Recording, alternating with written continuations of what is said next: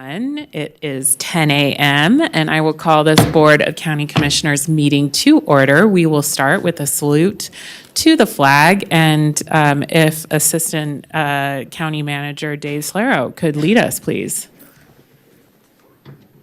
Please join me in the salute.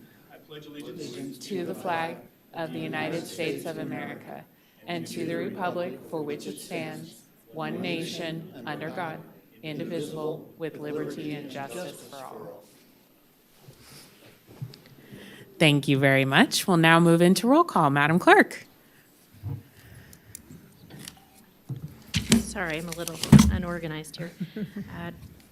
Chair Hill, Here. Vice Chair Jean Herman, Here. Mike Clark is absent, Mary Luz Garcia is absent, Claire Andreola, Present. Assistant County Manager Dave Solero, here. and our Deputy District Attorney is Mary Canderas is here today. Madam, you have a quorum. Thank you so much, Madam Clerk. And we'll now move into our invocation with Emilio Vaca. Welcome.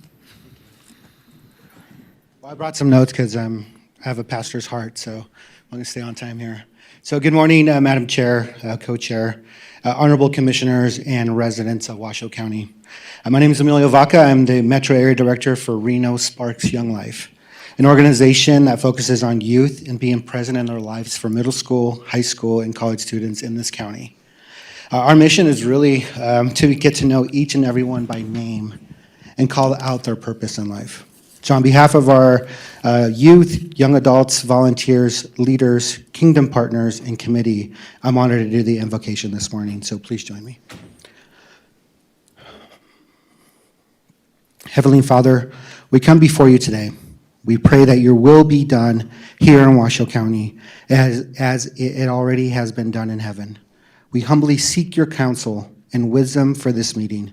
We thank you for the meaningful and respectful discussions that will take place. Fill this room with your grace as decisions will be made that impact our communities. Lastly, Lord God, please remind us that all that gets done today, all that will be accomplished, is to align with your purpose and glory, and for the service of all the residents of Washoe County. We ask these things in your precious name. Amen. Thank you very much. We really appreciate you coming and delivering that for us. We're now going to move into item 4, public comment. Mr. Slero. Good morning. Item number 4 is your public comment. Comment heard under this item will be limited to 3 minutes per person and may pertain to matters both on and off the commission agenda.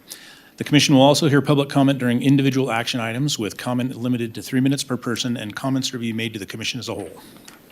Thank you very much. Madam Clerk. First up, we have Julie Shackelford-Berger, followed by Tammy Holt-Still. Thank you so much.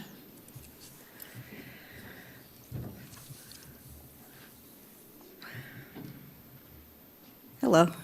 I've never been here before. Am I in the right place? You are. Yes, ma'am. And it takes a lot for me to leave my job, so I'm here on lunch because I'm pretty upset. Last week, I sat down to watch the CBS Evening News when Washoe County came on the news, and I about fell off my chair. So I'll summarize my takeaways. 80 officials overseeing elections in 7 battleground states, some of whom don't believe the 2020 results and are promoting conspiracy theories, refused to certify the election, supported the actions on January 6th. And finally, Commissioners Herman and Clark are part of this group. And so I guess the 140 cops that were assaulted are just collateral damage because you think January 6th was fine. I looked online myself and I found about 60+ election court cases, all but, in my opinion, 1 were unsuccessful. I found 11 in Nevada. I found 0 successful. My takeaway from my small research is that there are no widespread conspiracies out there or voter fraud. I've heard about police or National Guard being at polling places. That sounds ridiculous to me. I've never thought there was any need to take taxpayer money and fund it doing that. In conclusion, unsubstantiated conspiracy theories threaten democracy, the peaceful transition of power, and my constitutional right to have my vote counted. And I will not be happy if my vote is not counted in this next election. If any of the commissioners on this panel agree with unsubstantiated conspiracy theories, then I think it's time for you to step down. Thank you for your time. Thank you. Tammy Holt Still, followed by George Still.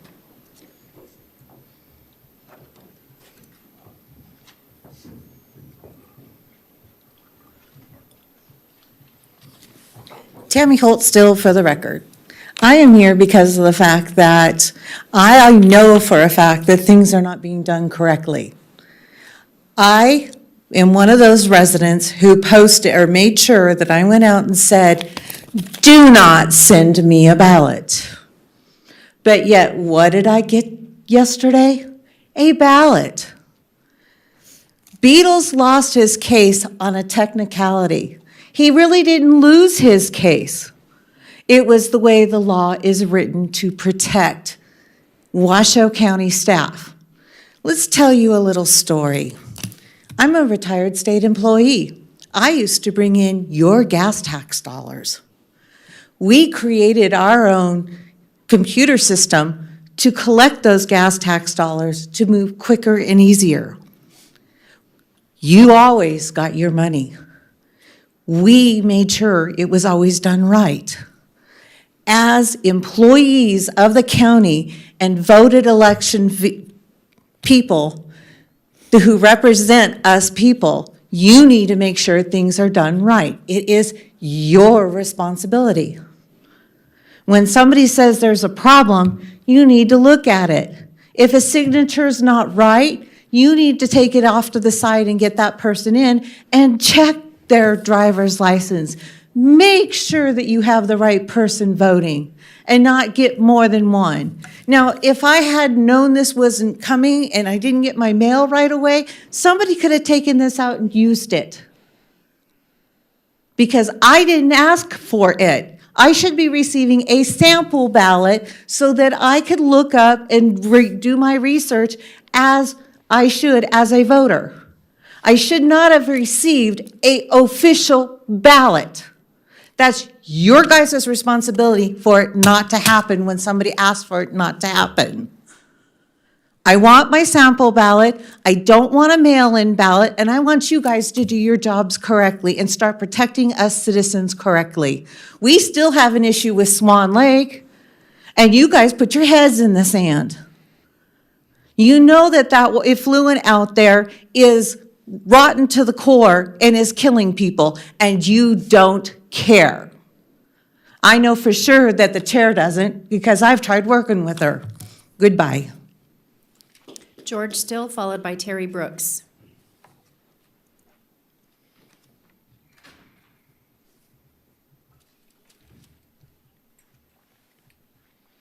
Good morning. I'm George Still. I have the same situation with the ballot. I did not want a ballot, and I got it. I mean, it's a simple task you guys are posed with.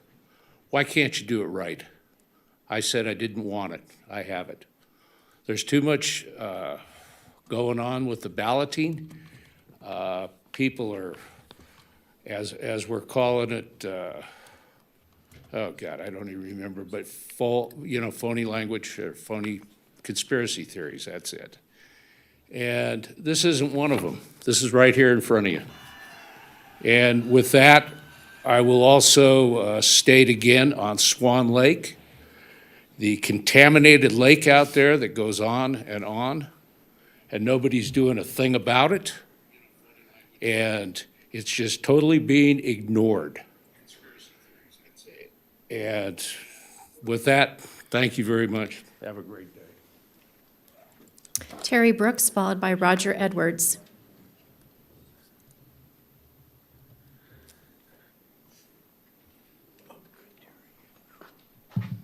Good morning, it's me, Terry Brooks again, and today I'd like to address trying to adapt to school while being homeless.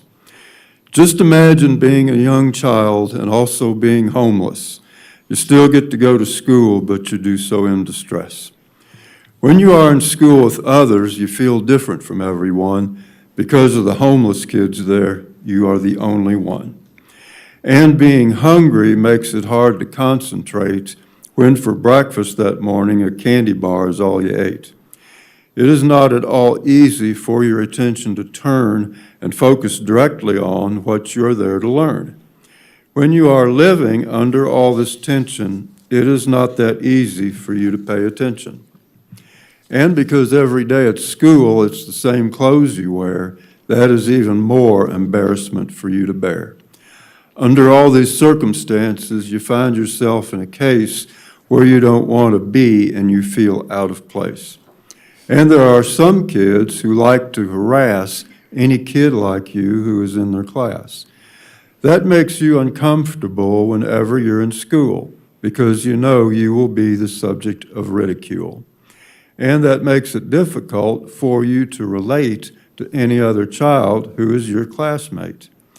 It is very different to adapt. It is very difficult to adapt to such a situation, which makes it even more difficult to receive an education. If instead you had a lot of friends to your satisfaction, you would certainly benefit from all that friendly interaction. I would like to thank you all for listening to me today, and I look forward to coming back when I've learned what to say. Thank you, Thank Mr. you. Brooks. Roger Edwards, followed by Elise Weatherly.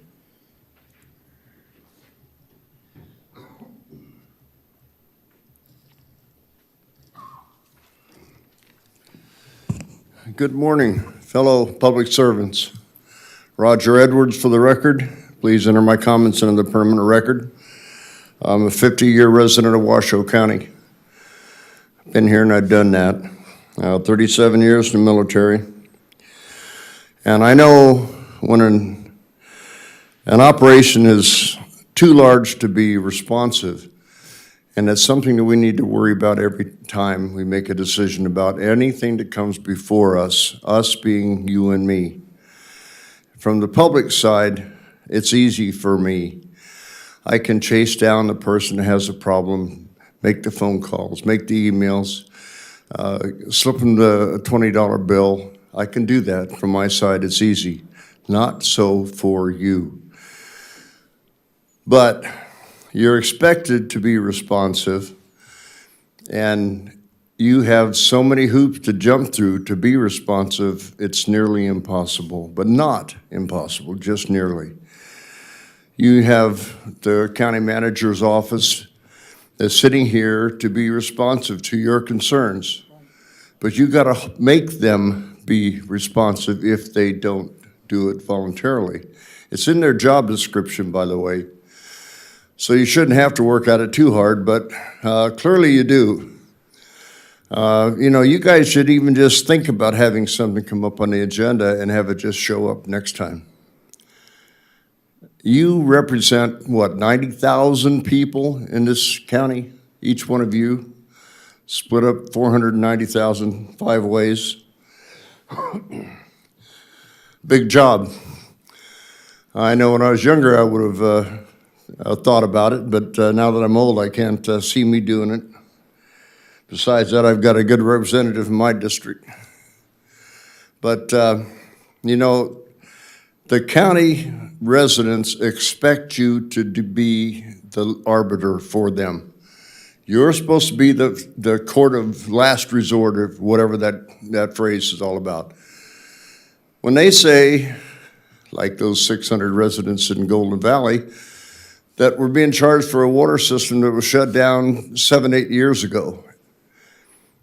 Well, it took a brand new county commissioner to get together with the county commissioner from that neighborhood to get anything done.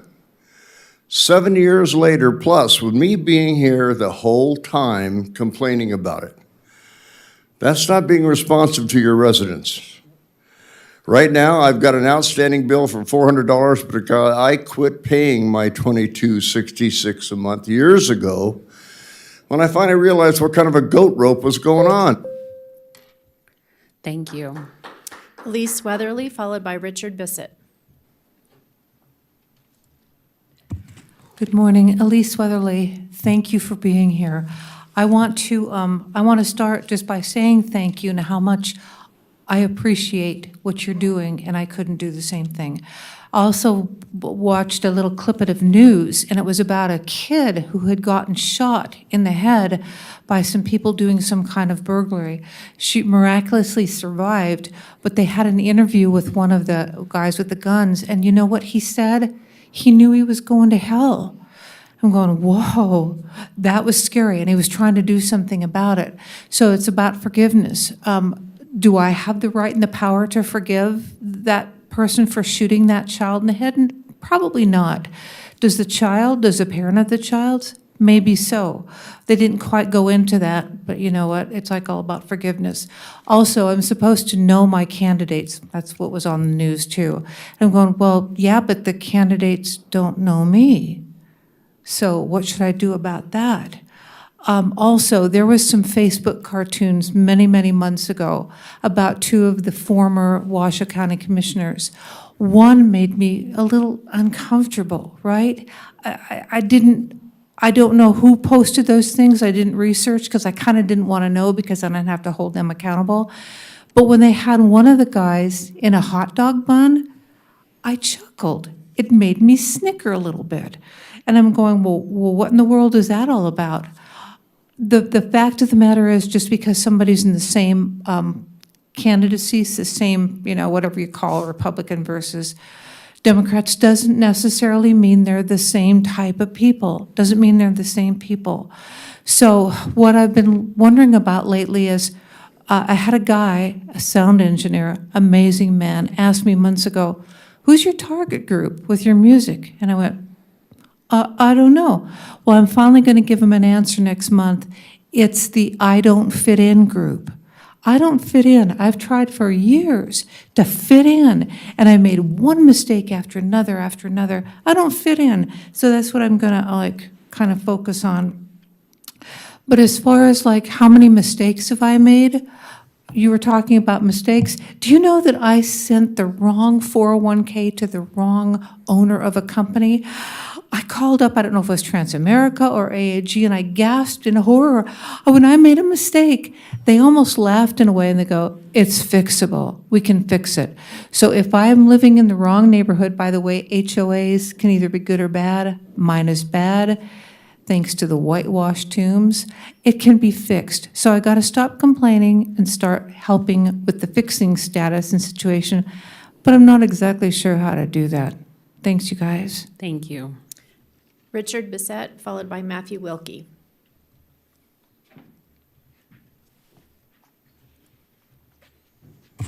Good morning, Chair and Commissioners. Burning fossil fuels to power our vehicles and heat our buildings makes air pollution worse in our communities, and it contributes to a warming global climate. Thankfully, Washoe County is working to improve outcomes for both. Since 2021, the county's partner, InZero, has tracked the county's energy use and emissions from more than 100 buildings and our fleet of more than 600 vehicles.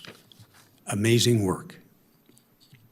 I look forward to the sustainability plan that is in process, the fleet sustainability plan. The county is working with local and regional jurisdiction, agencies, and community organizations to advance sustainability best practices across the following sectors: buildings, transportation, community forests, local food, community gardens, waste and recycling, air quality, water availability and quality, parks and open space. This is important work. Equity. Too many people in Washoe County are overburdened with high energy bills, dangerous streets, and air pollution, and pollution-related chronic illnesses like asthma and other cardiovascular diseases. and too many lack sufficient access to locally grown, healthy food, parks, clean air, and the economic or political power to improve these challenges. But Washoe County appears to be supporting solutions to heal these inequalities in ways that improve the quality of life for everyone who lives in or visits Washoe County. Thank you, Commissioners. And also thanks to the sustainability staff members, Brian Befford and many others. Community benefits of your sustainability work: reduced greenhouse gas emissions, reduced energy costs, leaving more money in people's pockets and stretching your tax dollars further to pay for other important programs, cleaner air, which in turn leads to healthier people, fewer cases of asthma, cardiovascular disease, and other ailments lead to fewer missed school and work days, better graduation rates, better earning potential, and longer life expectancy, more jobs and a stronger economy, quality of life. Again, thank you for all the work you do and accomplishments achieved. Thank you. Matthew Wilkie, followed by Janet Butcher.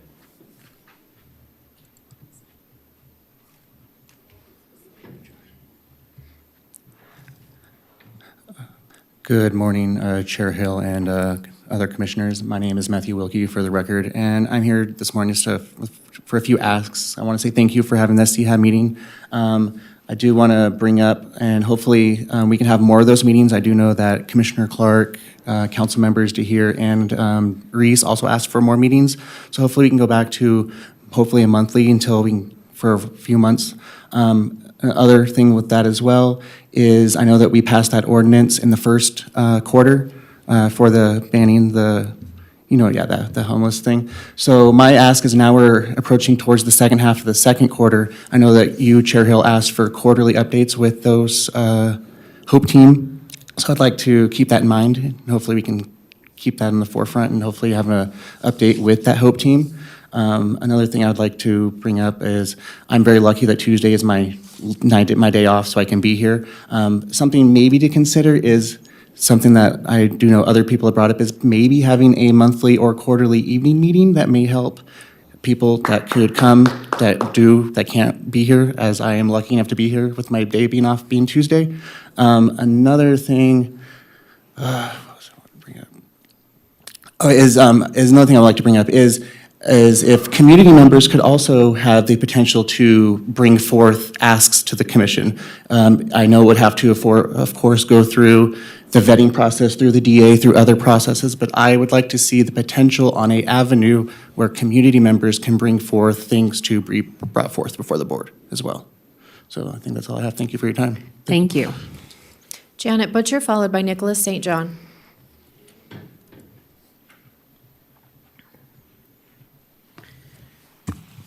Janet Butcher, for the record, please enter my comments into the minutes verbatim, which I do have to say that most of the time it is that way at the commission, unlike the library board. I do want to say that there were a lot of observations in the last election that were presented with affidavits, but because a judge won't hear them does not make it not true. So anyway, I want to give kudos to the ROV staff, especially Shannon, Shauna, and Valerie. They tried to work with me in getting a spot that would work into my schedule. Unfortunately, it didn't work out. But I did hear from some people who have signed up to work as election workers, and they have not been assigned yet. But I understand that they're asking for people to sign up. Now, they happen to be of a particular affiliation, so I don't know if that's why. I do want to make a note that yesterday, finally, our ballot arrived. I don't care because I don't like it. However, haven't seen a sample ballot yet. Why? I actually think the sample ballots should have been out a week ago. There needs to be research. I've done some research on people, who's donating to them, what they voted on, so on and so forth. And then I heard from a gentleman the other day that got a postcard for his deceased mother that came from Arizona, having him go to a site to sign up to get registered and to vote online. That's interesting. And just in case I'm not here later, with the budget, I did analysis last year. We are spending 2 to 3 times more than other counties in the US. That's outrageous, and any one of you commissioners that vote for that, shame on you. Nicholas St. John, followed by Chris Garvey.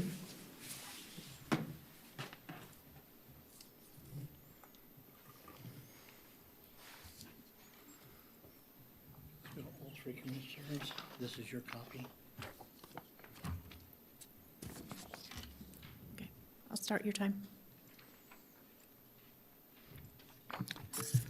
All right, go ahead. All right, my name's Nicholas St. John. For the record, a non-fictitious, non-corporate entity, a living, breathing man. You are getting, again, the notice of breach of contract. I have a number of things to try to get through here, so I'll try to get through them as quickly as possible. First of all, this is information for Andriella, who has no bond, did not meet her criteria according to NRS Code 282.010, where it says, members and all officers shall have a bond, an oath, and a bond.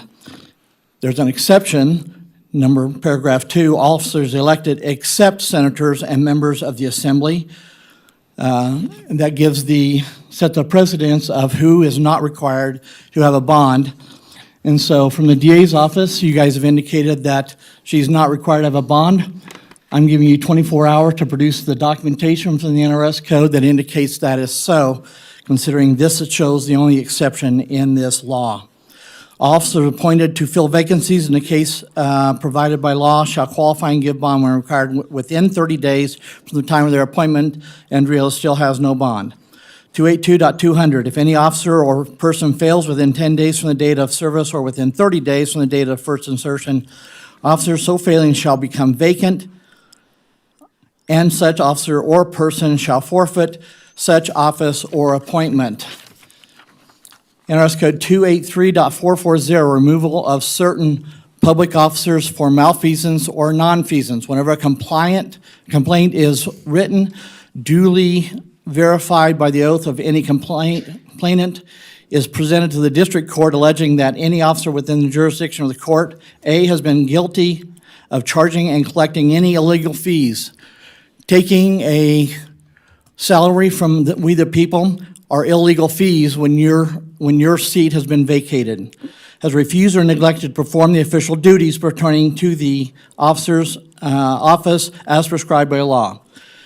Title 18, Section 242, whoever under color of any law, statute, ordinance, regulation, or custom willfully subjects any person in any state, territory, commonwealth, possession, or district to the deprivation of any rights.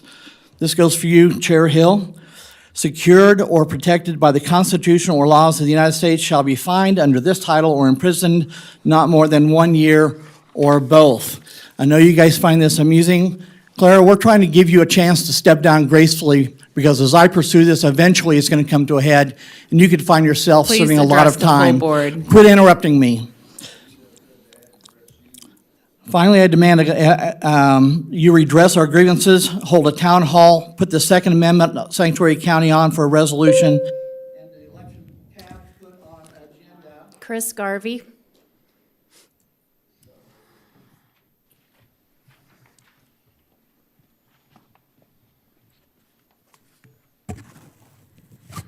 Chris Garvey. I am a candidate for Sparks City Council Ward 1. I'm here today to talk about a few things, but I wanted to say it's disheartening to see we have another snafu with our election process, where mail-in ballots are being sent to individuals who had requested them not to be, a process that was initiated by the county to allow citizens to do that. So obviously, it's not being done correctly. As overseers of that function, you need to be getting questions answered and also instituting ways to correct it. None of that has happened yet. So now we have more distrust and wasted money. It baffles me why we can't go in a direction where we can build some trust back. By bringing Commissioner Herman's election integrity agenda item forward, have the discussion. Yes. Just have the discussion and see if that is a plausible way to clean up some of this mess. And I can tell you, I understand mess.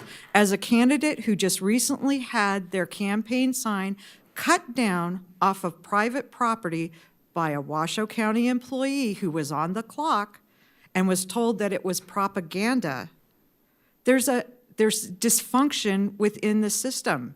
We need training. We need to have oversight. And frankly, I feel disconnected because I received 5 days ago an email from the county saying, thank you for bringing this to our attention. We're investigating and someone will reach out to you shortly. No one has reached out to me shortly. Apparently the news knows more than I do. So these are things that make people distrust the system. And so you have to quit doubling down on things that aren't working. Bring Jeannie's thing forward. Also, I want to say another issue is the pointing of fingers. I also asked for surveillance camera footage from the Sparks Senior Center to verify that this indeed happened in case I needed to prove my case even more than I already had. And I received an email from Washoe saying, there are no cameras at the Sparks Senior Center. The next day, I received an email from Sparks because they own the building, and they told me, oh, the cameras are operated and maintained by Washoe County. So which is it? Please, do the right thing. Start cleaning up our election processes and give us some trust back. There's nobody else signed in. Thank you, Madam Clerk. Well, we will reconvene the rest of the agenda at 11 o'clock. Thank you, everyone.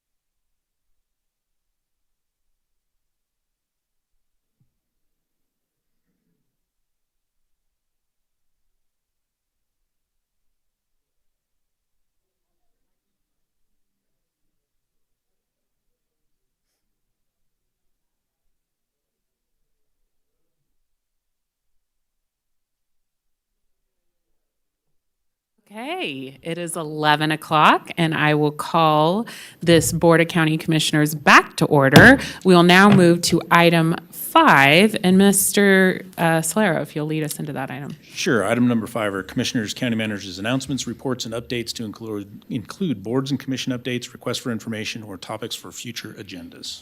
Thank you so much. Do you have anything for us today? Just one item. I think there's some things that need to be addressed for the board. So Commissioners, as you can imagine, now that the sample ballots and the primary ballots are being distributed into the community, we have at least 300,000 pairs of eyes looking at everything we do. We are currently aware of a couple of identified items related to the ballots, one of which you heard about earlier, which is people receiving ballots, even though they've checked the box to say, we don't want our paper ballots. And so your staff understands the importance of the trust that our community deserves through this process. And we are working diligently right now to really understand, what is happening. We've got a complete audit, as you know, of the Washoe County voting system, trying to figure out how that audit, the processes that have been put into place have failed in a few of these instances. So your staff is, taking a look at every single thing that is happening within the Registrar of Voters office. Just wanted to make sure that the board knew this was going on. We have been identified a few things, and as these come out, we will notify the community, as they come up. So just wanted to make sure that the board is aware the importance of this, that your staff understands, and that we are working through this time right now. And if mistakes are made, how are community members informed? Do you know? So yeah, if we find mistakes, we will be sending letters individually to those voters that have received the mistake, either on a ballot or whatever that looks like. Okay. That's the process we're looking at right now. Okay, thank you so much. Vice Chair Herman. Thank you, Madam Chair. And I'm going to say a little bit about election too. Because the people that I've talked to, I had a call from one lady that she said she got 23 ballots in the mail, in her mailbox, in a rural mailbox, which rural mailboxes are open. I mean, they're not locked, they're not protected in any way, and those ballots could have gone anywhere, but she got them. So I told her to call the ROB's office and find out what the best way to handle that would be, but, So, we just keep seeing things happening, and it makes people worry about how responsible our system is, or how transparent it is. I've heard it from all kinds of directions, but we kind of seem to be holding at number 49 in our state for education and elections. And it's kind of embarrassing. And I hope that we can figure out a way to get through this and get to where we're respected and all those things.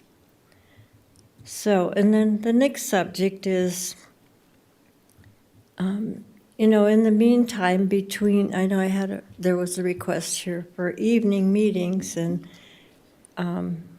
sometimes our meetings are a little bit long for that, but because if you start at 6, you might go to midnight, so that'd be kind of hard, but we do have CAB meetings in all the different areas, and they're not as well attended lately as I would like to see them be, but we're getting some good subject matter. RTC's been coming to some of them, and because our roads there are lots of questions from the public on our roads, so that's a good thing.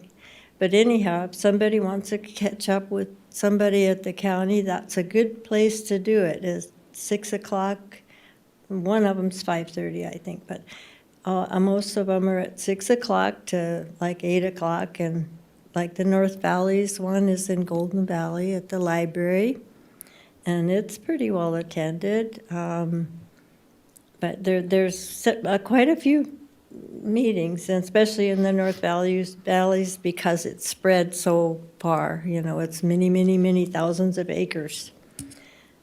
The last item I wanted to mention was I would prefer to continue the budget, and I feel that all 5 of us are responsible for the hearing on the budget, so I would prefer that that would be continued. Thank you. Thank you, Vice Chair Herman. And Commissioner Andriola. Thank you, Madam Chair. A couple things. One, thank you, Mr. Solero, for the update. I do think it's important to communicate not only things that arise, but more importantly, I think having a standing item on the agenda for consideration for an update on progress, on how the outcome of the audit that was within the county manager's purview and was not actually voted on by this board in terms of given authorization. There's some information I find interesting that twists that around, so I felt compelled to share that for the record. But I think the bigger request I have, respectfully, is to have this standing item, because every time something occurs, even if it's not, and I want to believe it's not intentional, it doesn't really matter whether there was intent or not. The fact is, it happened. And the fact that we have already a lot of distrust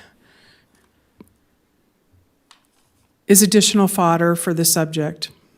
So I think being proactive and having not only the public in terms of how you addressed getting and communicating with those voters that may be impacted in various ways, but for a standing item to be literally not just everything's going well, but addressing those particular items that the audit reviewed. I know that we got a little bit of that, but unfortunately, we didn't really get the exact status as it is right now and as it progresses as the election continues to move forward. Uncertainty isn't good, and I think that that would be helpful.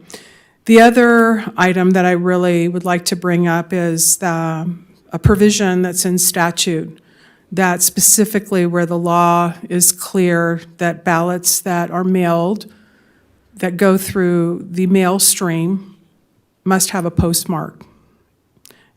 And again, it's outlined in statute.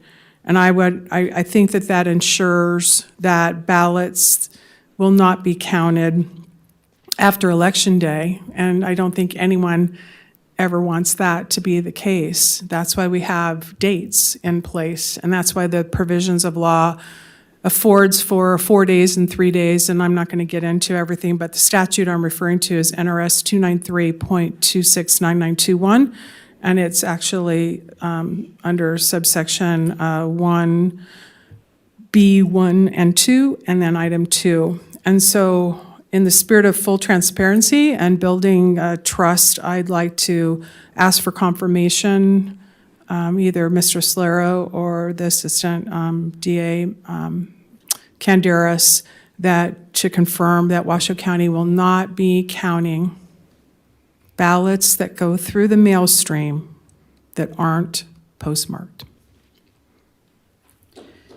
Thank you. Thank you. This is the subject of a lawsuit brought by the Republican National Committee versus the Secretary of State and other registrars of voters on the issue of NRS 293.269921.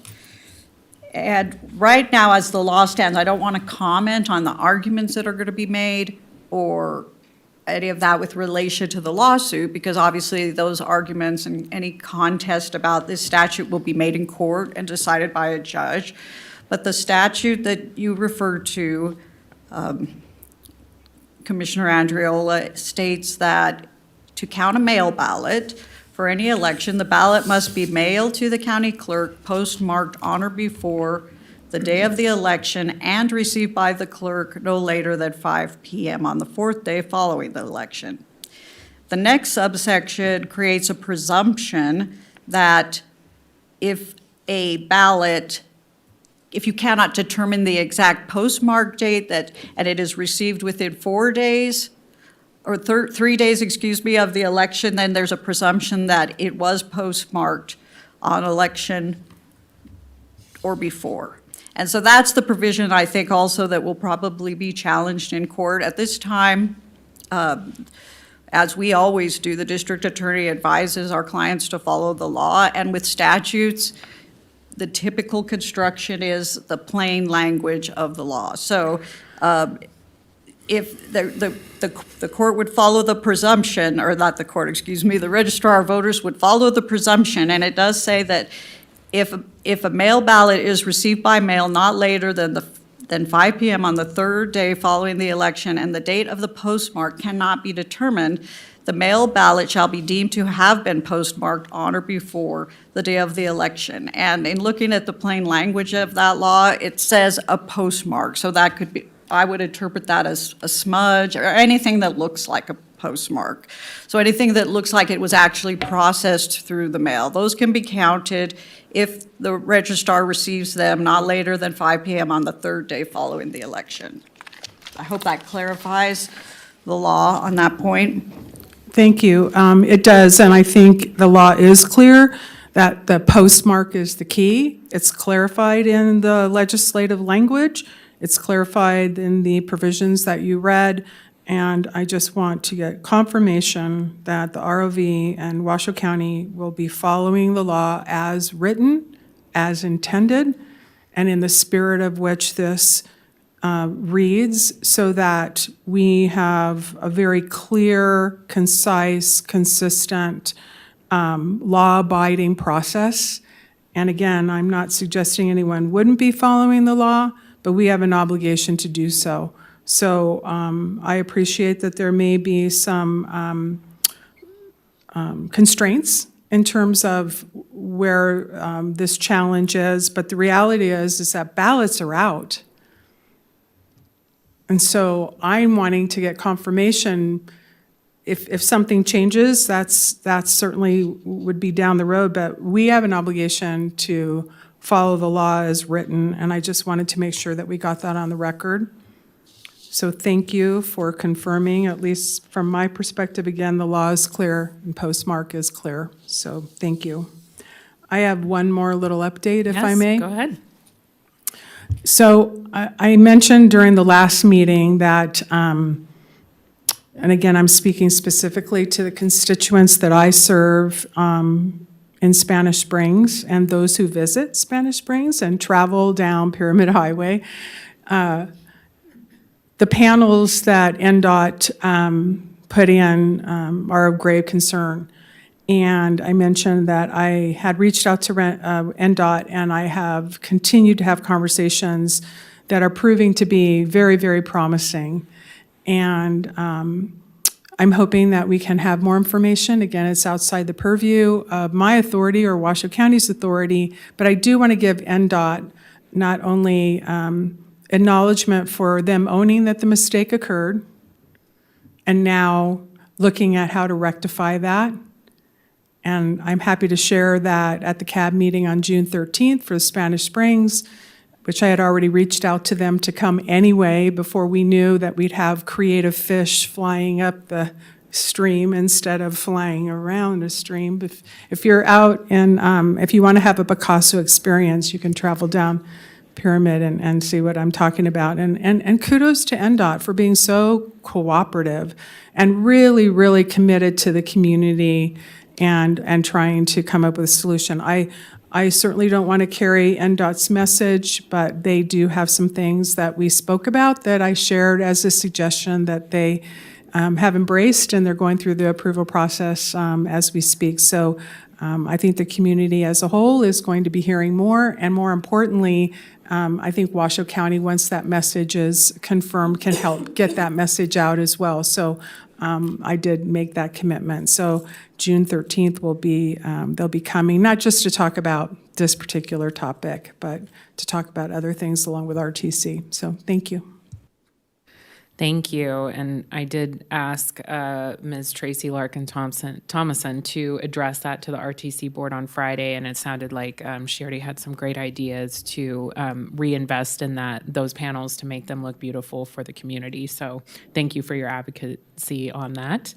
Any other commissioner comments? I just have 2 items. I want to give Commissioner Garcia a big congratulations. She had an event called Ride and Roll on the Audie Boulevard, the new Audie Boulevard, which is a mixed-use path, and it was a huge success. I was able to go down there, and it was just great to see all those kids on bikes with their special T-shirts and with helmets that were being given out at that event to ensure that every community kid can be active.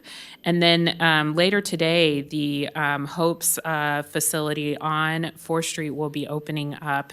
And I know that the county is a really strong partner with them in conjunction with our CARES campus. And I want to give them a congratulations. And I really look forward to all the incredible work that we're going to do for our community in partnership.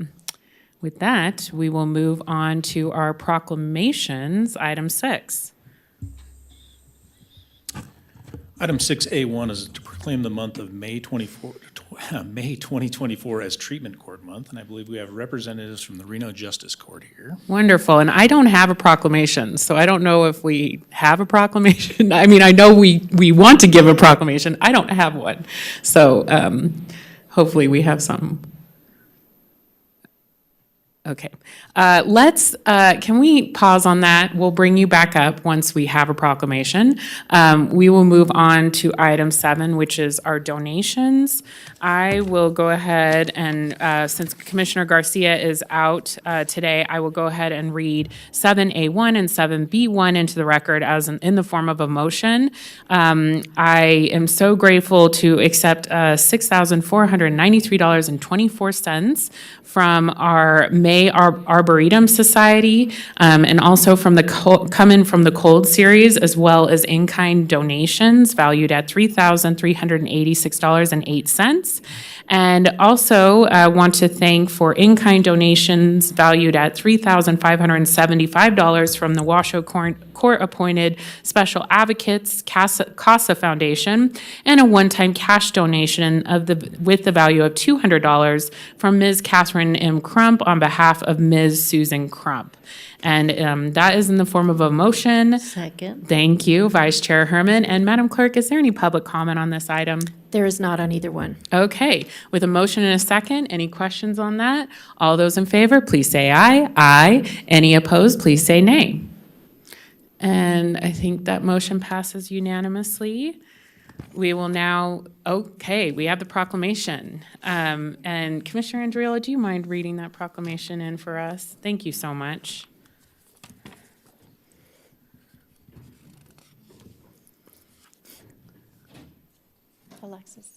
Alexis, did you get a copy of that?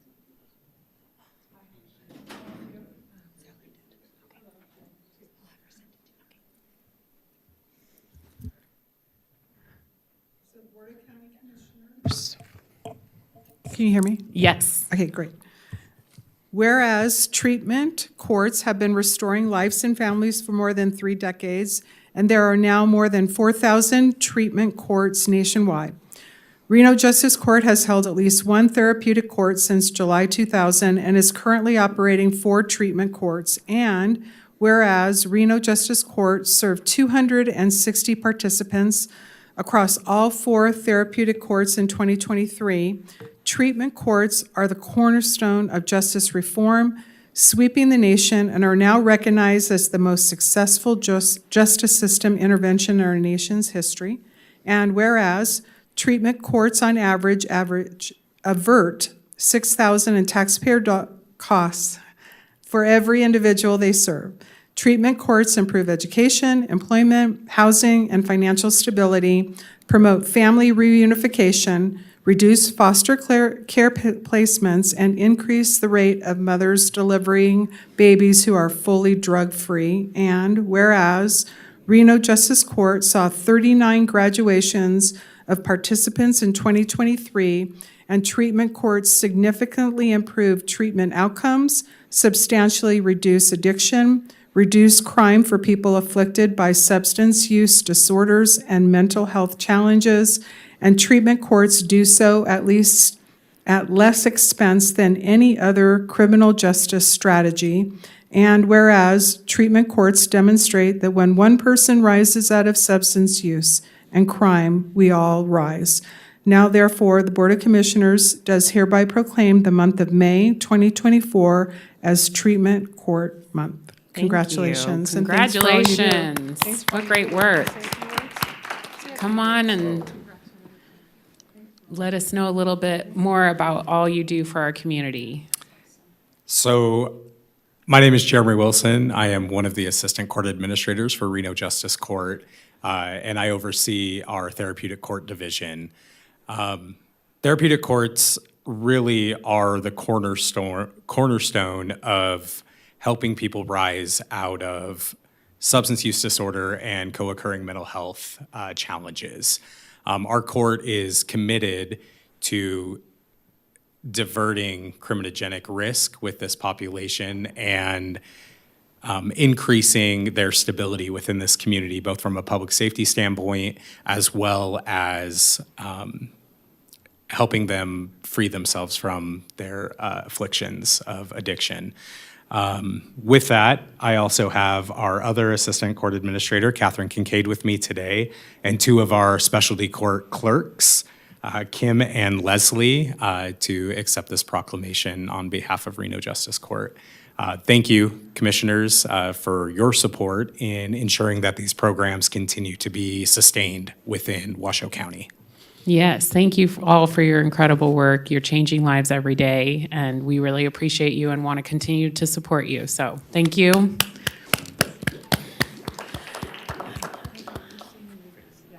And now we will move into our consent items.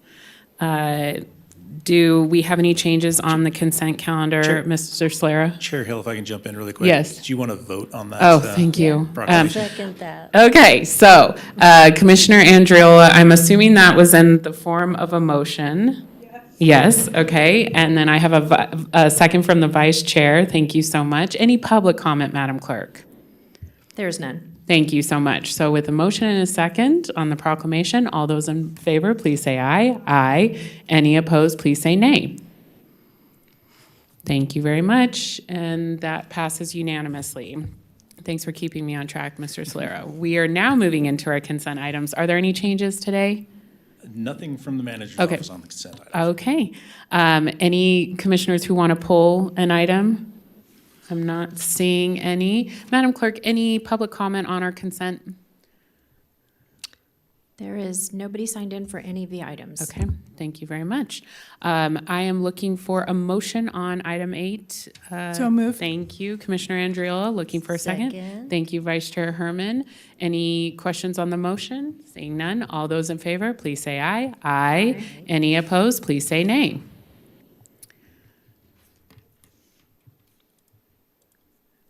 All right, that motion passes unanimously. Thank you very much. We will now move on to item 9, Mr. Solero. Item number 9 is a recommendation to approve a lease between IRG Plaza LLC in Washoe County for a 10-year term at 777 West 5th Street to support the residential needs of the Men's Crossroad program. It is also an item to authorize amendment number 2 to the contract with the Reno Initiative for Shelter and Equity to serve as the program operator of the Men's Crossroads, authorizing an increase not to exceed a total of $874,903 for fiscal year '24, and approve the rise renewal for fiscal year '25 in an amount not to exceed $1,585,320 for the term ending July 1st, 2025, or sorry, June 30th, 2025. And so we do have members from the Men's Crossroad Program available if you've got any questions, program coordinator, so it's up to you. Thank you very much. This is a very exciting day because we have been wanting to move this program into a better facility. So I give the staff a lot of kudos. I know there was a lot of work that went into this, and we are also proud of our Men's Crossroads program. I'm looking to the board to see if you'd like more of a presentation on this. I'm not seeing any. All right. Any public comment on item 9, Madam Clerk? There's none. Okay. I am looking for a motion to approve, please. So moved. Thank you, Vice Chair Herman. And thank you, Commissioner Andriola. Any question on the motion? Seeing none, all those in favor, please say aye. Aye. Any opposed, please say nay. And that passes unanimously. Congratulations. It's a new day, and cannot wait to be at the new facility. So, yay. Okay, we'll now move into item 10, our public hearing. Item number 10 is your public hearing to discuss and take possible action on the Washoe County tentative budget for fiscal year 2025. We do have Lori Cook, our budget manager, and the entire budget team here to provide you some information on the budget. So with that, I will turn it over to Mrs. Cook, and we are all available here to answer any questions. Welcome. Good to see you again. Good morning. Thank you. For the record, Lori Cook, Washoe County Budget Manager. I will open this up. There's not a lot of changes from when we had this presentation or conversation in April. So good, I think. But just as a reminder that we do have an annual budget process. We adopt a one-year budget. So our budget runs from July 1st through June 30th, whereas the state has a biennial budget. We have to do it every year, and they must be prepared and submitted per the forms prescribed and required by the Department of Taxation, who we get our certification from. And then once adopted, there are only certain ways that we can change it. Those come to the board. You'll see them in grant amendments or augmentations or different things that are allowed per statute. So back to the focus, the budget priorities, where it started. Following direction from the October 2023 Board of County Commissioners Strategic Planning Workshop, we had the 3 focus areas. Those obviously haven't changed, but as a reminder, mental health, senior services, and infrastructure. Just some highlights of enhanced services supporting strategic plan goals. So those are part of the recommendations. Continued investment in capital improvement program and infrastructure scorecard. There are various funding sources for that. So it's not just all general fund transfers. There's obviously federal funding. There's different philanthropic funding. There's different ways to do that to support that investment. And then for the final budget, an additional 30.2 full-time equivalents. It's what we call they're not positions per se. Usually they align pretty well with positions, but it's based on a 2,080 full-time working hours, so 30.2. So 14 in the general fund and 16.2 in other funds. And there's detail in the attachment, but there's also there's detail in the slides going forward. So what changed? What changed since the tentative or original recommended budget came forward in April? Well, in the general fund, it's a net zero. There were some follow-up conversations, and we worked with staff and community services staff to reallocate current funding to fund an additional position, but it's offset with operating to help. I believe the main is the Trails program, but that's offset with other operating expenditures. With special revenue funds, additional positions. So this is where we were able to come to an agreement or a plan with the county assessor for some positions that were mentioned. And there was some concern back in April of being able to support that activity. The Truckee River Flood Management Authority is having some change in their positions, and so it's really a net zero change to create another position and get rid of one. The health district, it was an outlier sort of when we did the recommendation. We needed to do some follow-up and work with the public health, with the health district on their financial plan or financial forecast going forward, but there are additional positions that were not included in the tentative or the recommended budget. And then just budget that was increased based on cost estimates and true up, really in the capital, and you can see that below. So special revenue funds also have some true up with grant funding, or maybe it's something we've accepted and we need to estimate it or we need to plan for it next year. That just those variances happen between April and May. Within that capital improvement fund, you can see that net increase is, I it's a lot, but it's not a lot in the overall scheme of things. Really what happened is we ended up with the award for the West Hills rehabilitation, so we had to plug that or budget that, program it for next year. So that's was an additional 13.5. There's a juvenile services case management system that additional funding was identified for, so that's another 1.2 million. The rest of it really is based on true up of where we thought we would be at year end, and then how do we budget that into the next year versus, well, now where do we think we're going to be at year end as we're closer, and where are we going to be in the following years? A lot of times we refer to those as carry forward or carry over projects, multi-year, or we just are not going to be able to finish it this year, so we have to program or budget funding into the following year. Those are the variances when we look at the numbers of the tentative compared to the final. And it's here hopefully in one chart, or easy to read, understand. So we had last year's final. These are the governmental funds, so the non-proprietary, non-proprietary funds basically, and their budgets and their appropriations. So broken down by category. So of course we have personnel, which are the first two columns, services and supplies, capital outlay. Those 4 columns are what you would call expenditures. Then you have the contingencies and transfers out. So the total appropriations is that final column to the right, or the final column on the right. The continuation of governmental funds. So same format, just if we see the 1.023 billion in appropriations. But again, that note comes back to, it's when we talk about expenditures, it's the 860 million, 859 million. Proprietary and expendable trust, non-expendable trust funds, excuse me. These are our internal service funds and enterprise funds. They have the operating and non-operating expenses, so they're 134.6 million. So obviously, when we talk about the governmental funds, the overall governmental funds, this is where we see that total $1.023 billion broken out by function. A lot of times we're asked by function. We had a little bit of this discussion or request in April. So in the following slides, that is also broken down by the department, so within the function. So when we look at general government, what is that? And those totals are at the bottom of those. So each is like is a chart. So there's 3 charts on this page, but you can see what composes judicial, what composes general government, what composes public safety. And there's, and I have this conversation a lot, public safety is not just the sheriff's office. It is a large chunk of it, but it's not just the sheriff's office. There are other public safety functions within the county that have budget appropriation or that we support for public safety. And then the following slide has the other remaining functions, not more or less important. It's how they fit best, to be honest, on the slides. So what makes up public works, what makes up welfare, culture and recreation, health and sanitation, and debt service. So when we add all of these, we've got community support, it's its own function per statute, and then the contingency. So we have the total governmental appropriations, again, that reconcile back, the $1.023 billion. So that's the breakout by function for the appropriations. The proprietary funds, they are, so the bottom are internal service funds, the top are the enterprise funds, run like a business, as close to a business as we have from the perspective of managing and financial. And just utilities is by far the largest. Obviously within those enterprise funds.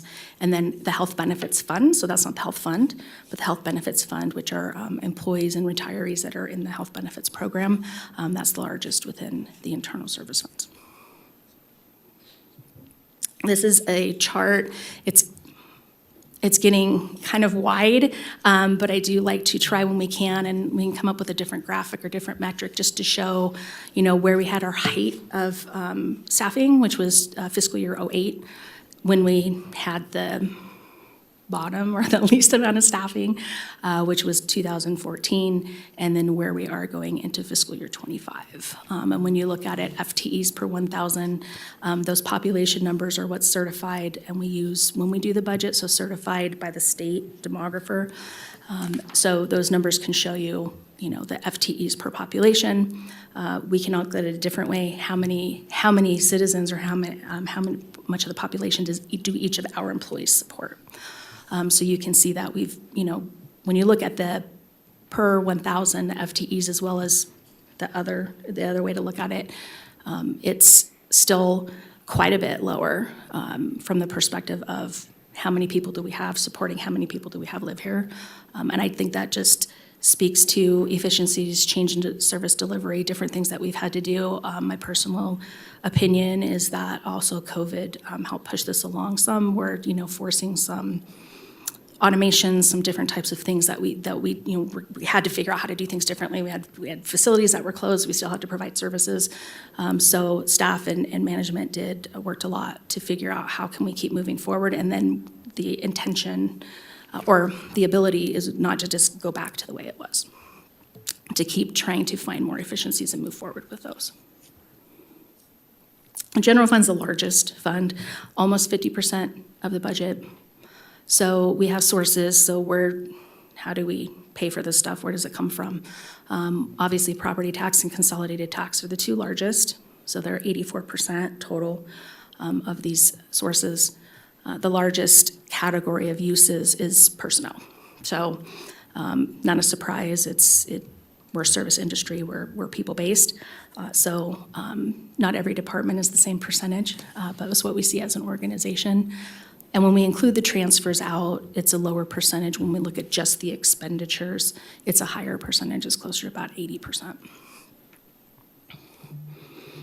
So when we look at it in a different way, so we're not looking at it in the pie chart way, but we're looking at it in a full chart, we can see our estimated for 2024. So when we true up or we talk about truing up, it's this estimate, the tentative, and then the final. So we can see those comparisons within the general fund, and you can see if you look at the net change in fund balance in the more right-hand chart in the towards the bottom, it's exactly the same as it was for the tentative. We just had that slight change of reallocation to support parks. General fund balance, this is the forecast going forward, and I have to tell you, I do get concerned or nervous or anxious because as humans, we tend to imprint. We see something, and that's kind of what we remember going forward. It's good information. We can see that based on the forecast that uses are outpacing sources. It's 0.1%, but when you're talking about a large budget, that can be, a pretty big deficit in some cases. And so we can see the forecast going out through fiscal year 2030, which is not really that far away. It feels like it should be, but it's not. And we can see in that year would be, if all things, right, a forecast is a forecast, it's based on what we know at the time. Right now, it's pretty challenging because we don't have collective bargaining agreements and different things. And of course, as our largest expenditure, assumptions have to be made related to everything, including personnel. But we could see that, there's a potential to fall below the fund balance policy of the board, which is 10 to 17%. And it's just a reminder and a place and time forecast that is kind of the premise or what was used to create the recommendations for the budget. Why can't we do this? Why can't we do that? Well, we need to look beyond fiscal year 25 or the year we're looking at. We need to look into the future years. So that's where this is as far as the forecast. This is a different way to look at the forecast. So this is the sources and uses next to each other on the bar chart. And then the unassigned ending fund balance, which is represented in numbers on this one, is in the green. So you can see it based on the going down, but it's the more specific percentages and what's the variance between sources and uses is on slide 19. So what about these new positions? Well, they're supporting myriad or different areas. Of course, we had, when we talked about the tentative, we had the basically the competency court. So this is within the judicial function. Public Works, we've got the positions that we had talked about related to, it's net positions related to West Hills. It's actually 2 positions, but there's an offset of a position in a different area within CSD. Community services for short-term rentals, that was something that was moving forward based on direction from the board and approval of the fee schedules. And then the additional position or the variant position, if you will, under culture and recreation for the regional parks and open space. That's where we come up with a net number. And then we have reclassifications, evaluations, title changes, et cetera. There still was cleanup based on the very large classification and compensation study that was implemented last year. Some of these are, I'm going to call them title changes. HR calls them something different, but name changes. They're not pay grade changes. They are name changes. So not all of these are changing a pay grade, but any permanent changes to positions have to come to the board for approval. A few exceptions, but within this. So we just have the departments listed, the actual positions, and what the title currently is and what is being recommended is that details on the attachment. So we have quite a few in here. It looks like a lot. It is, but it's not every single one of these is, going up 10% or anything like that. And it's accounted for. Within the transfers out or within the general fund, we see a decrease or a decline when we look at 25 compared to 24. Part of that was intentional. We had some one-time identified for capital in 24 that is not identified additionally or, continuation of one-time into fiscal year 25. And we can see relatively overall fairly flat, if you will, on the regular other besides CIP and road maintenance, which was the roads fund, which was also had one time pretty relatively flat. In some cases, it's perfectly flat. In other cases, there is an increase. So when we talk about other funds, the main variance in other funds, when we talk about new positions, net new positions, what their reclassifications are. So the net new positions are identified on the left, the chart on the left. So there we see the assessor positions, the utilities positions. I believe we had, I had a little bit of description, but that's some insourcing and taking on some of that activity that we currently contract for. Health district, that is, I'll call it the outlier related here. We have public safety, which is animal services and E911. The E911 is a cleanup item related to the E911 board. And community services within capital projects for a manager to help deliver our capital projects, and then within senior services, within human services, the senior services, not department, but to support senior services. And again, reclassifications, evaluations, changes, we can see a few of those on the right. And I will say that the majority of animal services is changing titles, to it's on the attachment. I don't want to misspeak, but like animal control officer to something that's similar, but there's no change to the pay grade. When we talk, there's a CIP item that's, I think, next. And but when we talk about the capital improvements, well, what's going on there? So we have the capital funds budget. So we have the capital improvement fund, the parks capital fund, and the capital facilities fund. That's where we see the $152 million. And then when we talk about other funds, have capital projects in them. So like utilities, and we talk about the South Truckee Meadows water reclamation facility, I always call it Stum Wharf, expansion and different things that are on the agenda for work for the capital plan are within the other funds. So equipment services has fleet that they purchase through capital. Other funds would be large capital purchases that are in the like general fund or special revenue fund, but they're not necessarily CIP. They're not over $100,000, but they're still capital purchases. So this is the recommended budget related to capital appropriations, but not all of them are capital funds. I'm not saying that very well, but that's the distinction between the left-hand chart and the right-hand chart.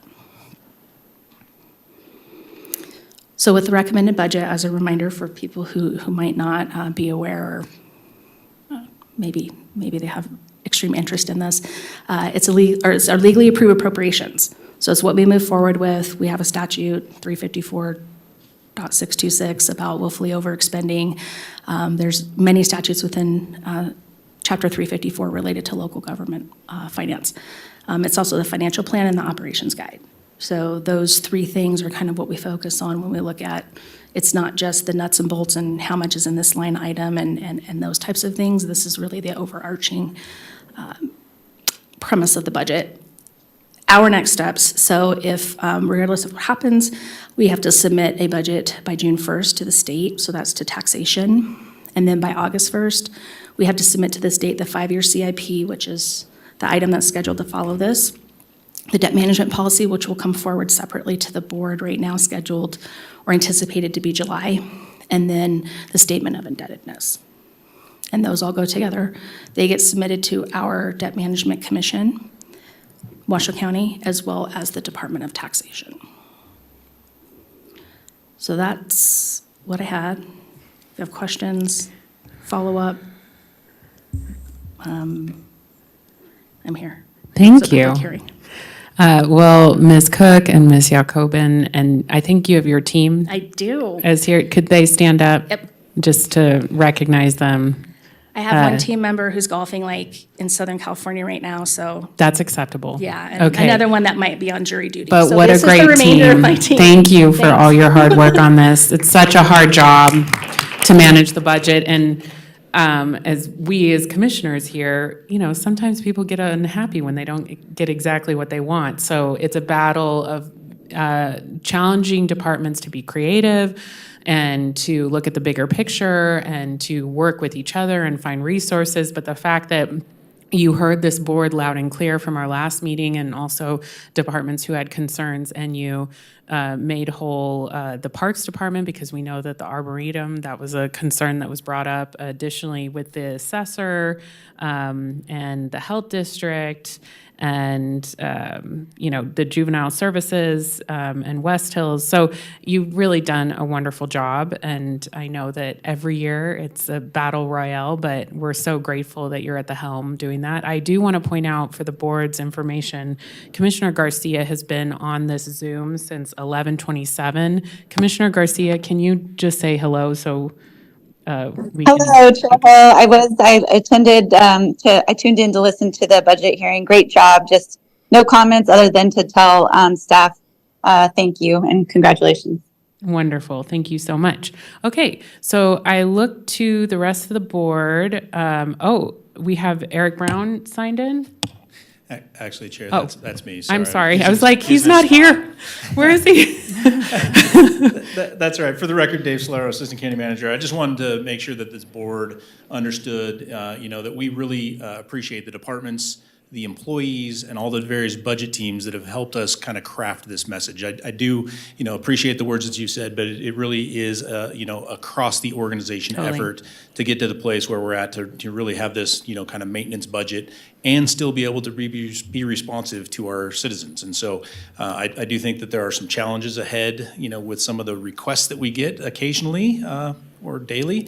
But certainly, the departments are really looking forward to being creative on how we provide those services to the community. So just want to put that on the record before we took a vote on this. Thank you. Yes, it's the whole county working together to put this together. And I know that this idea of a fiscal cliff with figuring out our revenues is something that this board needs to look at. And we have some work to do at the state legislature, because we still have to fill all these needs in our community and support people's quality of life. That's our job. So thank you for letting us know about that too. And so we can keep that in our minds and advocate for the county on that front. So Vice Chair Herman, you're signed in. Thank you, Madam Chair. I'm speaking for the people of this county who are scared to death when they see $1 billion as our budget. And so I'm going to put this question to you. What would it take to get below $1 billion? For the record, Lori Cook, Washoe County Budget Manager. Well, I mean, there's a few things to get it below $1 billion. I don't know, would require policy, policy direction.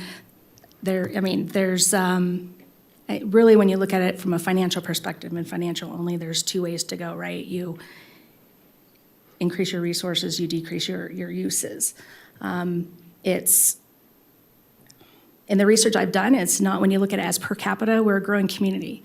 When you look at $1 billion per capita, it's not out of alignment. It's actually less than Clark County. Our general fund budget per capita is less, but again, we provide different services. So when we look at going out and looking at comparators or what would we need to do, well, we need to reduce expenditures. What we're hearing now especially from departments, is that the needs are too great to go in and try to start figuring out how do we pull back on that? How do we reduce that? How do we pull it back? So I understand where you're coming from, and I think we run into a danger sometimes when we compare ourselves to other counties or to other agencies, not from a best practice perspective, but from a perspective of, well, what do we provide? Clark County has a hospital. We don't fund a public hospital. Other counties, there are certain sheriffs that are they're outside of the county. It's a county sheriff, but they're not funded by the county. Some counties have school districts. And we have very large, I'm not aware of any, there could be any, I've looked, that have the kind of geographical area that we do. So when you're talking about all the way up to the Oregon border, all the way, when you look at the expanse and the geographical area that we have to provide services for and move forward with, it's tough. So it's kind of it's a mixed bag, and I don't want to go on record saying this is what we need to do, this is what we would need to do, but how would we do it? That would be I think it would be very difficult, and I think that we would need to look at whether we wanted to go down the road of comparators or however we wanted to move forward with that. If that is the goal or were the goal, I'm not saying it is or that it should be, but that's what would have to happen, to be honest. To make that bottom line, that number less, we'd have to back off on something. Or some things, more rather. I have a hard time believing that with all the new properties that have been developed, not just residential, but I don't know why with all that's happened, and I'm in the real estate business, so I know what's been going on, and I watch it from this seat too. And I cannot figure out why our taxes aren't a lot higher than they are, that we're not getting in, So. Well, specific to property taxes, there is abatement. So the assessed valuation of somebody's home, if my house had an assessed, I'm going to use probably terrible numbers, but my assessed valuation of my home, say it went from $400,000 to $500,000. Right, what is that, 25%? My property tax bill is not gonna go up 25%. If I'm a qualified residential, it'll go up 3. If I'm a non-qualified or other general cap, it will go up this year, it will go up 8. It has been less than that. It took us a long time to climb back when it came to property taxes. Our real property taxes that we had in 2008, so pre-recession high, to when we recovered with real value did not happen until fiscal year 19. So it took us over 10 fiscal years to get back to that nominal value, but we all know that, right, there's net present value. What we could buy back in 2008 for that same $50 million, we can't buy now for $50 million. It costs more than that.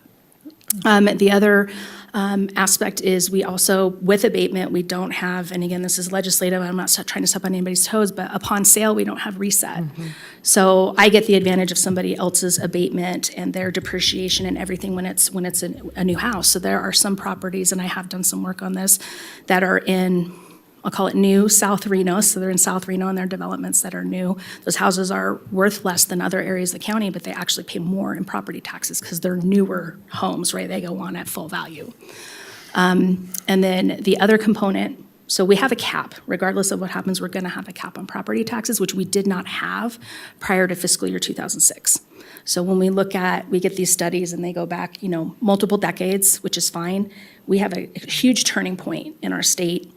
And I'm not making an argument whether it's right or whether it's wrong, but it is what it is.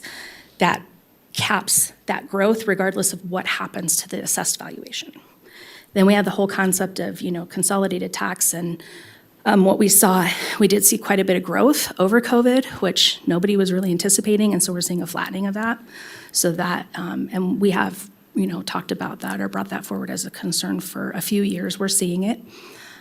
So I understand that frustration, and I see it too, and I see the development out where I live, and I see all of it, and how does this, all work in? It's a bunch of parts, pieces, and everything works together and then, creates this. So for property taxes, for going into fiscal year 25, it's an 8.24% increase. That's one of the, other than prior year, it's still fairly large. So we can see that new development has to be in there.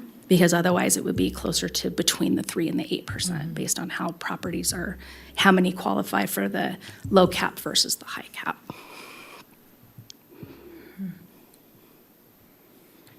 Any other questions, Vice Chair Herman? Not at this time. Okay. Thank you. I think it'd be great for a future presentation for us to hear on abatements. Clark County just got one of those presentations. One of my friends who's a commissioner told me that it was really helpful and brought to light to the community what the counties and the cities are struggling with. So perhaps that's a future fun topic for us to discuss. Commissioner Andriola. Thank you, Madam Chair. I have a couple questions and then some comments. My first question is, I'm just wondering if you could explain on the compliance side, when I was preparing for this, it spoke about the ending fund balance having a 17% requirement. 10 to 17, it's a Oh, range. 10, 17. It's between 10 and 17. Oh, that's right, 10 Yeah, and 17, yeah. but we're at 18.9. So I'm Right now. wondering if, so I'm wondering Or if you. estimated, yeah. Correct. That's right. I just knew that the Yeah. ending number was 17, so you're Right, right, right. 10 to 17. Thank you for that. Could you explain what that means? Because we're at 18.9 and at least the highest compliance-wise is 17. It's a policy, so the board could, I don't want to go way back into history, but once upon a time, there was a board policy to have an ending fund balance between 8 and 10%. There was some state legislature items that supported that policy. 10 to 17, best practice is at least 2 months of working capital, which is 16.6, so 17%. When it's over, so to speak, what that means is that it's opportunity to look at it and say, okay, do we invest that in something one time? Is it going to be used for ongoing? And we saw with the trajectory, or based on the forecast, that 18.9, right, dwindled down pretty quickly, but it's not like a statutory violation or anything of that sort to come in over. I will tell you, it would be a statutory violation if we came in with a general fund and did not have a 4% fund, which would be scary for a whole different reason, but that is a statutory requirement. We would be violating statute and probably be on fiscal watch and have to report too. Thanks. I just wanted to clarify that because it caught my eye, and I know you're on it, so it's very helpful for you to explain that there isn't a compliance issue. Right. And then as things true up, who knows where that'll be. I also think that you did a great job in terms of really laying this out, because there's obviously a lot of complexity to it. But knowing that property tax actually came in higher than the projection of C-tax coming in kind of made that net zero approximately. I also think the fact that really not much has changed, and I'll say that in terms of what we have been talking about and the multitude of meetings that you've had with all of us to ensure that we truly understand what's being presented today, how you have laid this out in terms of net zero in various places. You definitely have done a great job in terms of that, and your team. Can't forget the team, because it is really a team effort. But I do think the slide that showed and you pointed this out, specifically on slide 15, when you look at population and you look at FTEs, we're actually at a less 6.2 than we were in 2023, essentially 25, 6.2 compared to 08 of 7.8. So we are, to a certain extent, doing more with less. And I think you articulated that in answering Commissioner Herman's question. The fact that Clark County and any other county's budget really has to be looked at as apples and apples, not apples in another category, not even fruit, right? I mean, the reality is that to really compare a budget that sounds a lot in terms of it is 1 billion, but there's also a continuing carryover.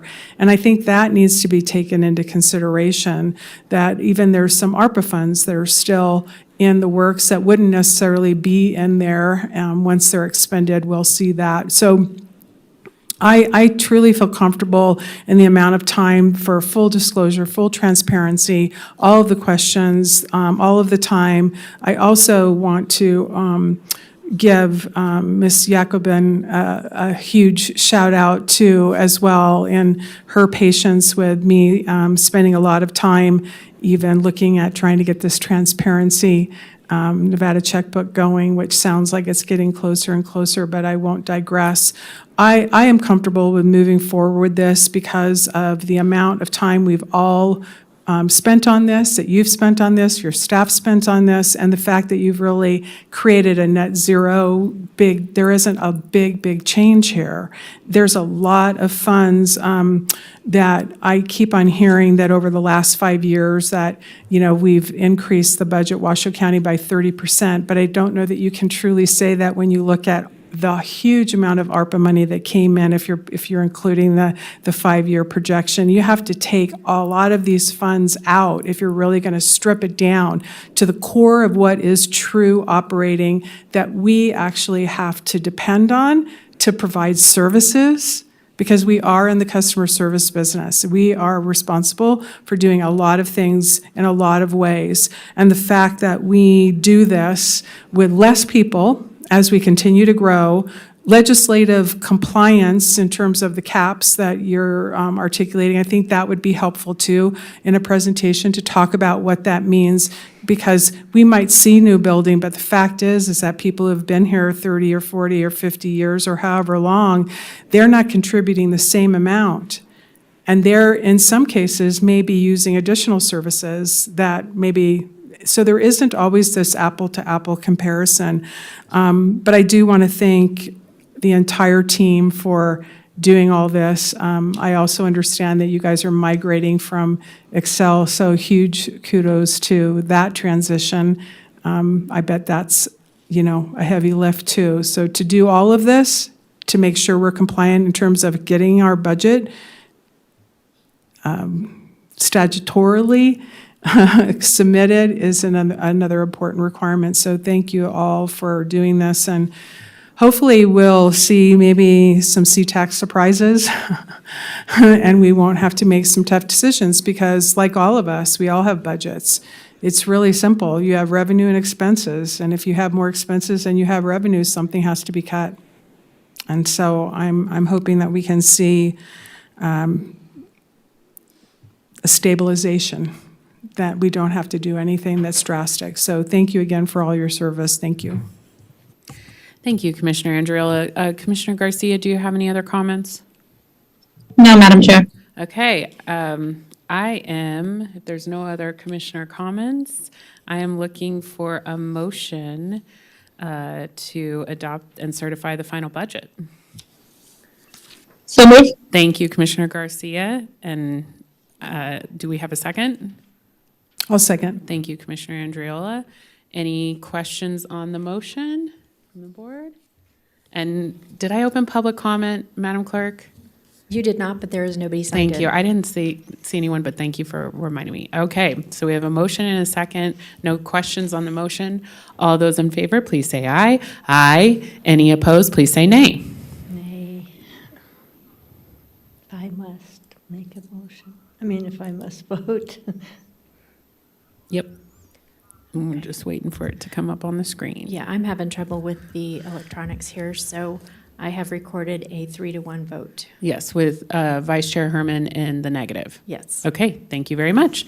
Our second public hearing is item number 11. Mr. Solero. Item number 11 is discussion and possible action on the county manager's recommended capital improvement plan for fiscal years 2025 through 2029. And it looks like Ms. Cook is going to give this one as well. All right. Yes, hello. For the record, Lori Cook, Washoe County Budget Manager. This is not a public hearing, but this item had to follow the previous public hearing because in order to have the appropriations in the 5-year plan, we had to have an approved budget. So, fun stuff, fun times. So, with the capital improvement plan, just as an overview or a review, we do have to submit it to the state, to taxation, along with other items, as well as the budget. When an estimated cost is over $100,000 with a lifespan of more than a year, that goes or flows into the capital projects. It can include purchases, construction, improvement, replacement, land, equipment, upgrades, whatever. It can be a lot of things that are in there. What we see with capital purchases within other funds outside of the capital funds, I think we talked about a little bit related to fleet equipment and some of our roads projects and different things, like certainly utilities and sewer, stormwater, anything related to that. So within the capital funds themselves, but then outside the capital funds are also capital projects. Infrastructure scorecard. This is a comparison between 2020, so these are fiscal year end, so 22 to 23. We can see there are several areas of progress. It's important because now we have this scorecard, we're gonna be looking at it, and we use it for recommendations and/or the board can use it for policy decisions as well. But what we also need to be reminded of is if we don't keep investing, it slips. Okay, they don't just stay where they are and we're in happy land and everything moves forward. We have to keep the investment. So it's not super recent, it's within the past, I think, 7 or 8 months, that if we did the infrastructure, this is just current things that we have, not new buildings on the way or any new projects, but to keep our infrastructure scorecard, that we would have a $18 million contribution or $18 million capital program, through the Capital Improvements Fund, and what we're recommending right now, and that this 5-year plan represents that. The board is not taking action on future budgets, but that's what this plan represents, is fiscal year 25 being a $12 million and then it going up $1 million a year, to where I think it's $17 million in fiscal year 30. So what that means is that over time, we understand and recognize that, right, we have to keep contributing to keep these grades from slipping, from falling, and that what we're doing now is not necessarily the minimum of what we need to do, but we do everything that we can. And we have some pretty fabulous capital staff, people that work within CSD and other departments, and I'm telling you, it's amazing what can be done with the limited funding. It really is amazing. But so that's what's in the plan. That's not what the board is approving as far as future year funding. It's the plan. That's one of the assumptions, and I wanted to bring that up just because it's not always clear what those assumptions are maybe moving forward, and it doesn't mean that direction couldn't change going into the future, but for year one, which is fiscal year 25, it's that $12 million general fund transfer. Other capital funds have different funding streams. So this is the plan, so to speak. And this is an overview or a review based on which fund it is. So we see year 1 through 5. This goes through fiscal year 29. 25 is year 1. What we see are the capital improvements plan and then the functional summary. So you can see the funds on top and then how it's broken out by function below, going through the 5 years. We are required to do this 5-year plan. Not that we wouldn't do it anyway, but we're statutorily required to do it. So this is the CIP committee. Who's on the CIP committee? CIP committee meets fairly frequently. This is the second year that we haven't had individual departments submit capital project requests, just because we have so many expiring or funding sources, ARPA being one of them, that we need to use these funds and we need to expend them. And we just have to be realistic on timelines, and we just can't keep adding to the list, knowing that we have resources that we have to allocate towards projects that have very specific both funding and operational deadlines. So these are the new projects when we look at the capital improvement fund or funds. So we see the biggest or second largest now that we have West Hills, but the biggest going into the original budget or tentative is a huge undertaking, much needed for rehabilitation up at 911 PAR for the parking lot. Then we have the juvenile services case management system here, which is other funding sources, so that's not a general fund transfer. We have a CIP grant match. There are times when we might miss opportunities to apply for certain funding because we don't have identified match. How are we going to come up with that? So this is a way for these capital projects and capital funding to have that match identified. West Hills, which of course is a other funding source, so it's not a general fund support. And then the data center upgrade, which is just over in Building C upstairs. And so those are the new projects, if you will.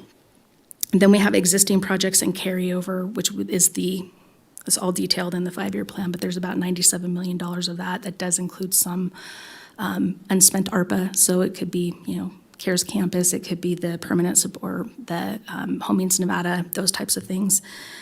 We have undesignated budget. Most times that's related to, we don't know what's necessarily going to happen with each and every single project, and so they are, I'll call it contingency. It's not really contingency, but it could be. And then we see salary, wages, benefits, and other. This is a fairly new-ish category. This is where we came up with the identified funding for the project manager for CIP projects to help deliver these projects. So those were pictures, like pictures when we do capital. So this is the CIP fund. So this is one fund. And so this is broken out based on the projects related that we talked about on the prior page. So this is the pie or the graphical representation of those appropriations. Then we have Parks Capital Fund, so this is the plan going into Parks. Most of these, not all, but most of these are carryover or carry forward projects, either multi-year projects or things we weren't able to finish this year. But we can see that the South Valley's Regional Park Master Plan implementation is in here as a new project, pretty exciting. And obviously just some additional carry forward and different items related to those different parks projects. The Utilities Fund, again, the large projects related, I will say Stem Wharf. We also have the PVI, the Pleasant Valley Interceptor, on here as well, but really the Stem Wharf expansion and the lift replacement and the PVI are the large projects related to utilities. So back to Commissioner Andriola's comment, if these are done and we don't do this for another 10 or 15 years, these appropriations are going to be less in future years, right? So, and this is part of the art of forecasting when you have, okay, this is going to be one time, this is going to be this, and figuring out what's ongoing and sussing all of that out. Of course, this is not the general fund, but we do forecast for other funds as well. Roads, equipment, services, and other funds. And so we have the slurry seal, so we call it slurry seal within the roads fund. We also have light and heavy fleet equipment services purchases, and then other fund projects. And those would be things like, I don't know, CIP, that's, general fund, or a grant funded, that's going to be a CIP project, but it's not accounted for in a different capital fund. It's accounted for in a separate fund. Capital facilities tax. This actually is supported with ad valorem. So this is 5 cent ad valorem. What happens is that is, again, it's going to be subject to abatement or any kind of growth caps like any other property tax rate. But 60% goes then back to the state highway fund. So all the Washoe County residents and whomever, when they're paying their property taxes, these funds come in, and 60% goes back to the state highway fund, and then about 11.25%, not each, but total, goes to the cities of Reno and Sparks. So we are, for this year, for fiscal year 25, I should say, there's a recommendation, there's some fund balance in this fund to transfer to the roads, for roads capital, to help that fund. That fund has some structural fiscal challenges. That is a separate conversation from what we're having here, but that's that transfer to the roads fund, that $5 million. The majority of that is identified as one time. So we know there's long-term needs for capital, major facilities, again, projects. We have things that are identified on this list. I don't need to, you're probably all extremely familiar with them. None of these are brand new, at least I don't think they are. If this plan is approved, you're not making any decisions on these. A lot of these are large, expensive projects. We'd have to figure out how to fund them and how to make that happen. And none of these would be in year one anyway. So, but it's just, these are things that are, I guess, on the list, if you will, or in the parking lot, or whatever analogy somebody wants to use. But we don't, right, we have that infrastructure and we have the ongoing and what we have to invest to keep our current facilities current and safe and doing what they need to do, but we also have new projects. We also have new things that are out there as far as identified needs. And so we don't want to forget about those either, because they're part of the overall needs that we have to look at. And that's all I had on that. Great presentation. Thank you so much for explaining all of that to the board. I'm looking to the board members to see if folks have questions or comments for Ms. Cook. Commissioner Andriola. I have a quick question. On a couple of the slides, you had specifically on, for instance, slide 7, you have an undesignated budget of 3.3 million, and then at a later time, you had an additional, on page 9, you had undesignated 1 million for the roads. I'm just wondering where that is. I don't want to use contingency because I know everything has a meaning, but is it at a high level of contingency? I think that's the best way to explain it, because we have to be. So when we talk about those functions and that functional budget, it comes really into play when we talk about the CIP fund, so the large CIP fund. We have to have a sufficient budget with each fund. We have to have it across the board by function, so when we talk about welfare function across the entire agency, but then we also have to do that by function within fund. So if you have a fund like the general fund that has multiple functions, you have to look at both, right? The bottom line of the general fund as well as by function. That comes into play when we start talking about moving forward with budgets, not so much with parks, because parks capital and the roads fund are their own fund, they are their own function. But there are projects that there could be a natural price escalation, or we've seen a trend that when we go to execute, that there's a variance, but we don't have anything related to the project that says, yep, this is what it's going to be. So you could call it a contingency. We don't budget contingencies in funds other than the general fund. We did a couple of years ago when we established the homelessness fund, but so we don't do that. So this is what we use for that, but and it's related to specific projects. And so if it's a technology services project, it might be a different percentage or a different amount based on experience and what we see going forward than if it's an actual like construction project or something related to, I don't know, metals and electronics or public safety, or I'm looking to. Yeah, if I may jump in really quick, Assistant County Manager Dave Solero. When we get these projects in from our different departments, we do the best we can to estimate the actual cost of these projects. They may be 2 years old by the time they actually get funded, and so there's always going to have to be a mechanism to make sure that we are keeping up with escalations and other sorts of things. So within the capital funds, that's done with this unfunded or undesignated budget category. And so we do a really good job of making sure that the projects that are approved and funded are able to be completed without having to come back to the board and say, oh, by the way, we're going to need to go, get something from somewhere else to put into the capital fund to finalize these projects. So hopefully that answers your question. Yes, I thought that was the case, but I just wanted to clarify because I'm just saying if there is any undesignated funds amounts, it sure would be great to have End of the World Camp be a park. So I'm already looking. I'll be watching. I really want End of the World, Court of Antiquities to be a park, and I feel like I'm fighting for that opportunity for us to really preserve 149 panels of petroglyphs that have been there millions and millions of years. But anyway, I'll stop. But I did want to just clarify that, so thank you. Yes, I understand. Thank you. Thank you. And Vice Chair Herman, do you have anything? No? Okay. And Commissioner Garcia, do you have anything? No questions, Madam Chair. Okay. Well, Madam Clerk, is there any public comment? There is none. Okay.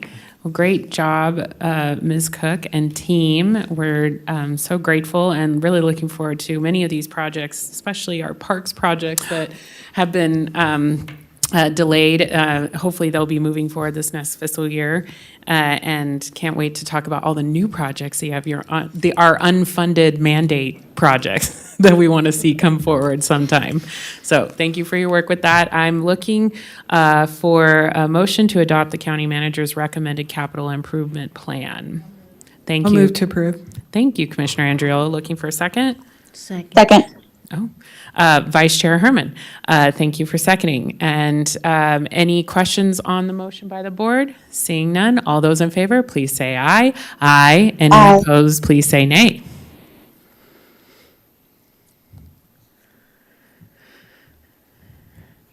Okay, and that motion passes 4-0 unanimously. Thank you. Great work, team. We are now moving on to item 12. Mr. Solero. All right, item number 12 is public comment. Comment heard under this item will be limited to 3 minutes per person and may pertain to matters both on and off the commission agenda. Comments are to be made to the commission as a whole. Thank you. Madam Clerk. There's nobody signed in, but I do have an email that was received that I'll place on the record. Thank you so much. Now we'll be moving on to item 13. Item number 13 are Commissioners, County Managers' announcements, reports, and updates to include boards and commission updates, requests for information on or topics for future agendas, and I have nothing further. Thank you. Thank you so much.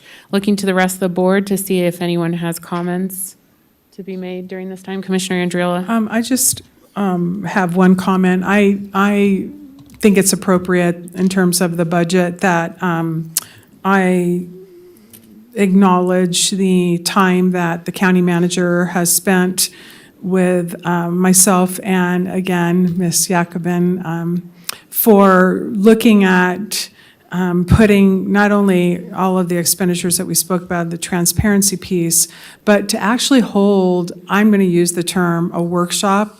I don't know that it's technically going to be a workshop, but I think some of the questions that come up and just seeing a bottom line number and, oh my gosh, and there is so much detail that I think we can have an opportunity for the public to go over and understand how the budgets are put together, and then even have full transparency of where all of these categories are.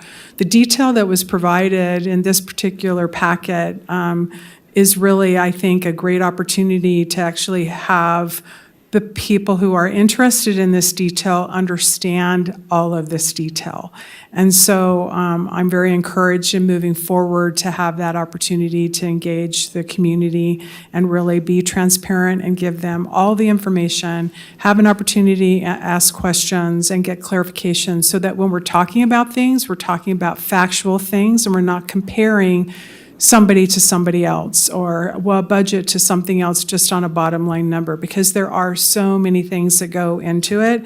And yes, I love this subject and I'm going to quit talking about it because I do like budgets and I like finance, and I find that the more you understand anything, the more you can actually be a contributor to the conversation, and I think that is what we can give the community. And so I do thank the county manager and again, Ms. Jacobin for looking at that opportunities before next year.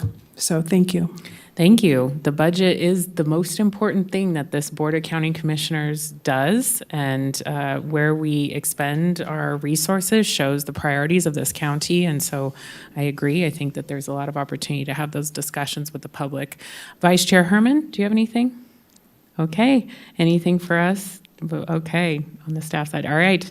Well, thank you so much, everyone, for a wonderful meeting. Have a beautiful rest of your day. We are adjourned.